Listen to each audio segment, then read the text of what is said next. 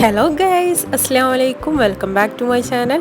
ഇന്ന് ഞാൻ വന്നിട്ടുള്ളത് ചൈനീസ് ചായക്കടിയായിട്ടാണ്. ബാവു ബൻസ് റെസിപ്പി ആയിട്ടാണ് വന്നിട്ടുള്ളത്. ഇത് നമ്മുടെ 30 ഡേയ്സ് സീരീസിലെ 30ാമത്തെ റെസിപ്പിയാണ്. അപ്പോൾ വീഡിയോയിലോട്ടേക്ക് പോവാം.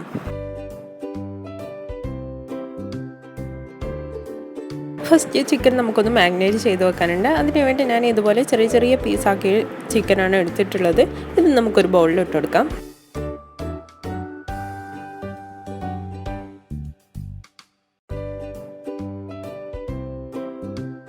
Half teaspoon tandoori powder, 1/4 teaspoon black pepper,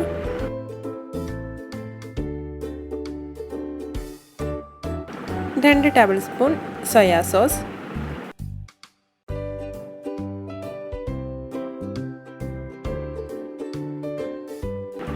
1/4 teaspoon chilli paste, 1/4 teaspoon ginger garlic paste, 1 table spoon cornflour, 1 നാരങ്ങയുടെ പകുതി,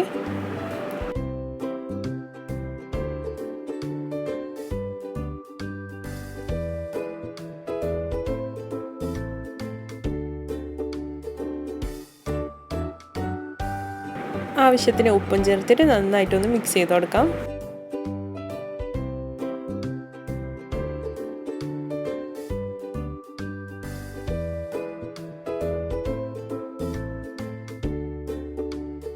നന്നായിട്ട് മിക്സ് ആക്കിയതിന് ശേഷം ഇത് നമുക്ക് 1 മണിക്കൂറോളം ഒന്ന് റെസ്റ്റ് ചെയ്യാൻ വെക്കാം.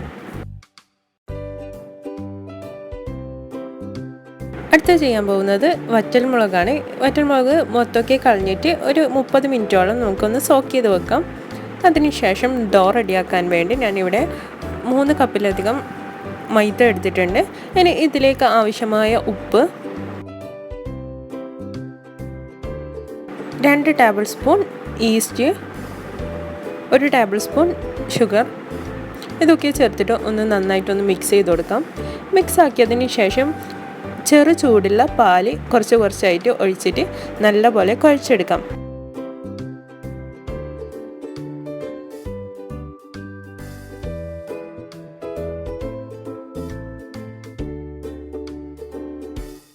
നന്നായിട്ട് കുഴച്ചതിന് ശേഷം ഇതും നമുക്കൊന്ന് മാറ്റി വെക്കാം. 2 മണിക്കൂറോളം നല്ല ഡബിളായിട്ട് വരാൻ വേണ്ടി മാറ്റി വെക്കാം.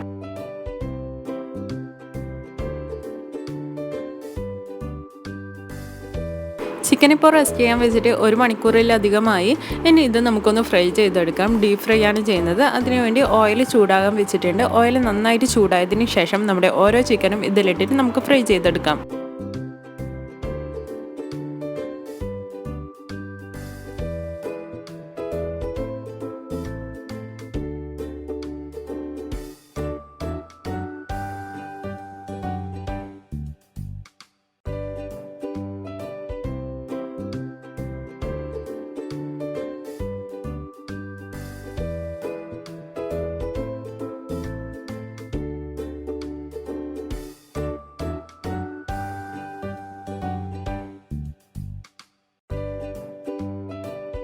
ചിക്കനൊക്കെ നന്നായിട്ട് ഫ്രൈ ആയിട്ട് വന്നിട്ടുണ്ട്. ഇത് നമുക്ക് ഓയിലിൽ നിന്ന് മാറ്റാം. ബാക്കി ബാച്ചും കൂടി ഇതുപോലെ ഫ്രൈ ചെയ്തെടുക്കാം. അടുത്ത നമ്മൾ ചെയ്യുന്നത് നേരത്തെ സോക്ക് ചെയ്ത് വെച്ച മുളക് നമുക്ക് അരച്ചെടുക്കാനുണ്ട്. അതിന് വേണ്ടി മുളക് നമ്മൾ ഒരു മിക്സിയിലിട്ടിട്ട് അതിൻ്റെ വെള്ളവും കുറച്ച് ഒഴിച്ചു കൊടുക്കുന്നുണ്ട്. മിക്സ് ആകാൻ വേണ്ടിയുള്ള കുറച്ച് വെള്ളം. പിന്നെ ഇതിലേക്ക് ആഡ് ചെയ്ത് കൊടുക്കുന്നത് ഒരു 5-6 അല്ലി വെളുത്തുള്ളിയാണ്, 1/2 teaspoon soya sauce, 1 teaspoon tomato ketchup, ആവശ്യത്തിന് ഉപ്പും ചേർത്തിട്ട് മിക്സിയിൽ നമുക്കിത് നന്നായിട്ടൊന്ന് അരച്ചെടുക്കാം. നല്ലപോലെ പേസ്റ്റായിട്ട് നല്ലപോലെ അരച്ചെടുക്കണം. ഈ ടൈം സ്പൈസി അത്ര ഇഷ്ടമല്ലാത്തവർക്ക് കുറച്ച് ഷുഗറും കൂടി ആഡ് ചെയ്ത് കൊടുക്കാം. എന്നിട്ട് നല്ലപോലെ നമ്മൾ അരച്ചെടുത്തിട്ടുണ്ട്. ഇനി നമുക്കൊരു പാൻ വെക്കാം. പാനിലേക്ക് 1 ടേബിൾ സ്പൂണോളം ഓയിൽ ഒഴിച്ചു കൊടുക്കാം. നമ്മൾ നേരത്തെ ചിക്കൻ ഫ്രൈ ചെയ്ത അതേ ഓയിലാണ് എടുത്തത്. ഇനി ഇതിലേക്ക് 2 മീഡിയം സൈസ് സവാള കട്ട് ചെയ്തതാണ് ഇട്ട് കൊടുക്കുന്നത്. ആവശ്യത്തിന് ഉപ്പ് ആഡ് ചെയ്ത് കൊടുക്കാം. സവാളക്ക് കുറച്ച് ഉപ്പ് ആഡ് ചെയ്ത് കൊടുക്കാൻ മതി. നമ്മൾ ചിക്കനിലും ഉപ്പിട്ടിട്ടുണ്ട്, പിന്നെ മുളക് അരക്കുന്നതിലും ഉപ്പിട്ടിട്ടുണ്ട്. അതുകൊണ്ട് ഇതിൽ കുറച്ച് മാത്രം ഉപ്പ് ഇട്ടിട്ട് ആവശ്യത്തിന് ഇട്ട് കൊടുക്കാം. നോക്കിയിട്ട് ഉപ്പിട്ടതിന് ശേഷം സവാള നന്നായിട്ട് വഴറ്റിയെടുക്കാം.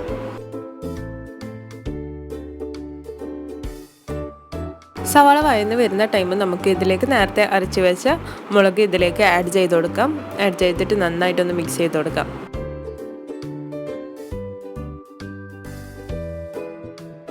മുളകിലേക്ക് കുറച്ച് വെള്ളം കൂടി ആഡ് ചെയ്ത് കൊടുത്തിട്ടുണ്ട്. വെള്ളം കൂടി ചേർത്തിട്ട് നന്നായിട്ടൊന്ന് മിക്സ് ചെയ്ത് കൊടുക്കാം.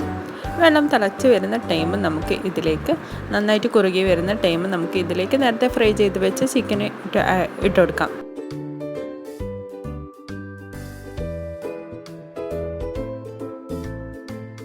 ചിക്കൻ ഇട്ടിട്ട് നന്നായിട്ടൊന്ന് മിക്സ് ചെയ്ത് കൊടുക്കാം. ചിക്കനും നമ്മുടെ മസാലയൊക്കെ ഒരുപോലെ ആകുന്ന പോലെ നല്ലപോലെ ഒന്ന് മിക്സ് ചെയ്ത് കൊടുക്കാം. മിക്സ് ആക്കിയതിന് ശേഷം ഇതിലേക്ക് 1 ടേബിൾ സ്പൂൺ ടൊമാറ്റോ കെച്ചപ്പും കൂടി ആഡ് ചെയ്ത് കൊടുക്കാം.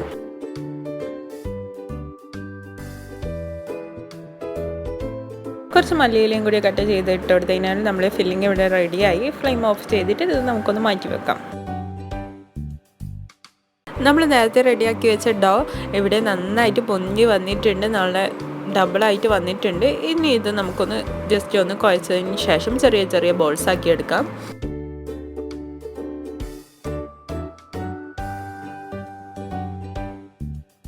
ഒരു പൂരിൻ്റെ അത്രയിൽ പരത്താനില്ല അത്രയിൽ ഒരു ബോളാക്കി എടുക്കാം എല്ലാം.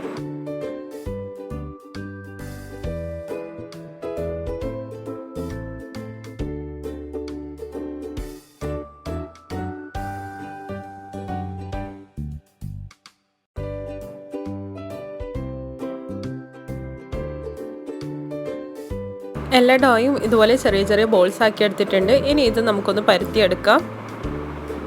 ഒരു പൂരിൻ്റെ അത്രയിൽ ഒരു റൗണ്ടിലൊന്ന് പരത്തിയെടുക്കാം.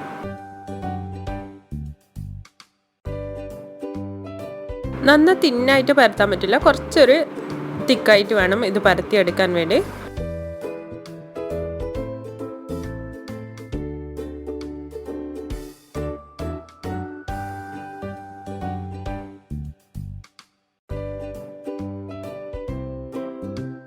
എല്ലാം നമ്മൾ ഇതുപോലെ പൂരി പോലെ പരത്തി എടുത്തിട്ടുണ്ട്. ഇനി നമ്മൾ ഓരോന്നായിട്ട് എടുത്തിട്ട് ഇതുപോലെ നേരെ പകുതിയായിട്ട് മടക്കി വെക്കാം. മടക്കിയതിന് ശേഷം ജസ്റ്റ് ഒന്ന് പരത്തി കൊടുക്കാം. വീഡിയോയിൽ കാണുന്ന പോലെ ഇതുപോലെ ജസ്റ്റ് ഒന്ന് പരത്തി കൊടുക്കാം. ഇതുപോലെ നമ്മുടെ ബാക്കി പൂരിയൊക്കെ ചെയ്തെടുക്കാം.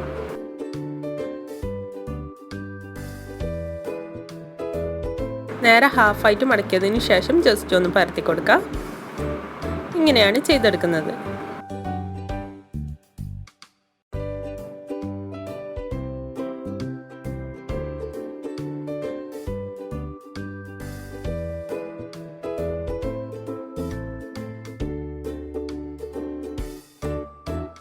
നമ്മുടെ ബണ്ണ് സ്കീമയെ ചെയ്യുന്നത് അതിനുവേണ്ടി ഇവിടെ ഞാൻ ഓൾറെഡി പ്രീഹീറ്റ് ചെയ്യാൻ വെച്ചിട്ടുണ്ട്. പാത്രം കുറച്ച് ഗീ സ്പ്രെഡ് ചെയ്തതിന് ശേഷം പ്രീഹീറ്റ് ചെയ്യാൻ വെച്ചിട്ടുണ്ട്. ഇനി ഇത് നമുക്ക് എടുത്തിട്ട് ഇതിലേക്ക് നമ്മൾ നേരത്തെ റെഡിയാക്കി വെച്ച ഓരോ ബന്നും വെച്ച് കൊടുക്കാം.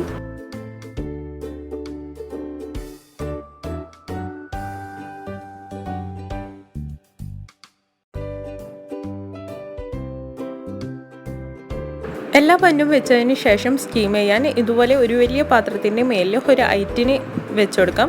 അതിനുശേഷം ഇതിൻ്റെ മുകളിലായിട്ട് നമ്മളെ ബന്നൊക്കെ വെച്ച് കൊടുക്കാം. ഇനി ഇത് മൂടി വെച്ചിട്ട് ഒരു 10-15 മിനിറ്റ് ഒന്ന് കുക്ക് ചെയ്യാം. അതിനുള്ളിൽ നമ്മുടെ ബന്ന് റെഡിയായി കഴിയും.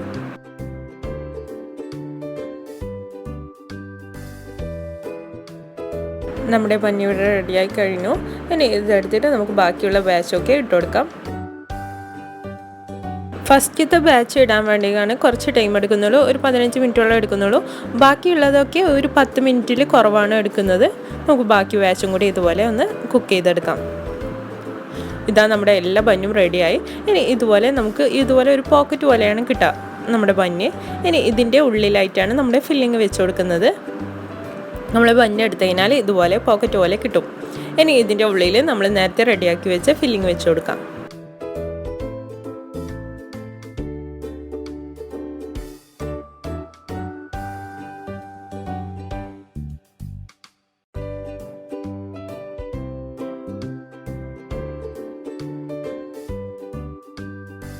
ഇനി ഇതുപോലെ നമ്മൾ എല്ലാ പാവവും ബൺസും റെഡിയാക്കി എടുക്കാം. എളുപ്പത്തിൽ തന്നെ ഇത് നമുക്ക് ഇങ്ങനെ പോക്കറ്റ് പോലെ തന്നെ കിട്ടും.